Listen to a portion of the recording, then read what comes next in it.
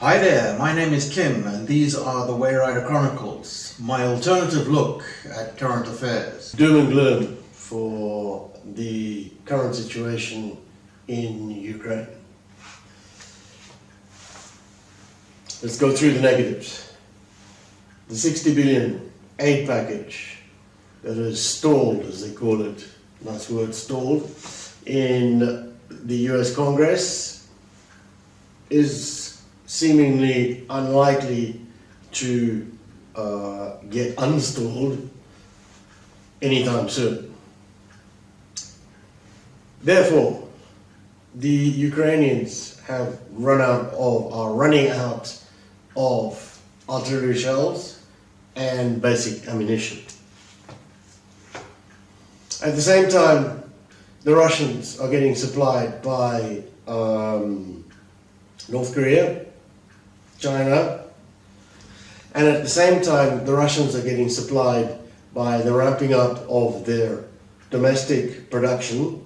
As has been pointed out by numerous people, they've moved to a wartime economy. Remember, we're well into the third year of this war, and they've had plenty of time to convert and change everything to a full-on wartime economy. So, no aid. Europeans, the fourth factor is the Europeans dithering. Europe will always dither because Europe is not a unified country like America. They can't decide in the equivalent of the European Congress to give or not give aid or sanctions or whatever to whichever country.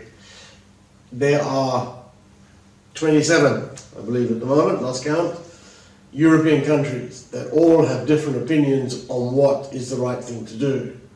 And they're never going to agree, and it's never going to be something that is going to show a unified force. We've had this over countless experiences, especially when we come down to war situations, Bosnian War, and the war in ex-Yugoslavia was a classic example of that, where nothing really happened until the Americans walked in and decided to do something about it. At the moment, the Americans do not want to be in a position to, their overriding factor is not to provoke the Russians into doing anything drastic, which means, bang, letting off a nuclear weapon. Everybody's terrified that they will go nuclear if they are provoked too far. And this is not going to change. So it's, as I say, peak doom and gloom.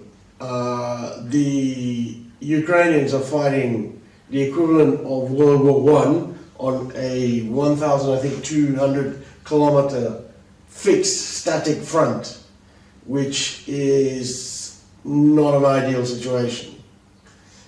Very similar trench warfare to the First World War. It's hugely costly in arms, men, and everything else. Logistics difficult. The whole thing is, you're a static front. Of course, the side who's prepared to lose or throw as many men as possible at and pound the positions at that front is at an advantage. Or you would think that the advantage would have moved more quickly forward, but it hasn't. But anyway, peak doom and gloom. Reading just about every single informed article across the world press at the moment would seem to indicate that it's going to collapse. The Ukrainian army, they don't have any more men, they've got no ammunition, they're fed up, they're tired, they can't resist any longer, and the Russians are going to take over. The Russians are continuing to bombard the major cities. We're in a situation whereby, and I've said this before, the whole world is saying, let's forget it. Ukraine is going to lose. Russians are going to take over.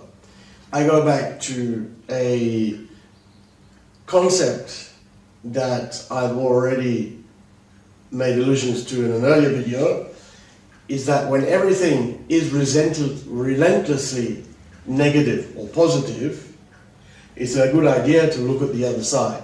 That it's all peak doom and gloom. Ukraine is finished. We may be surprised. We may be surprised. We're building up to a spring offensive, and everybody's expecting the Russians to be the winners in this spring offensive. Let's see.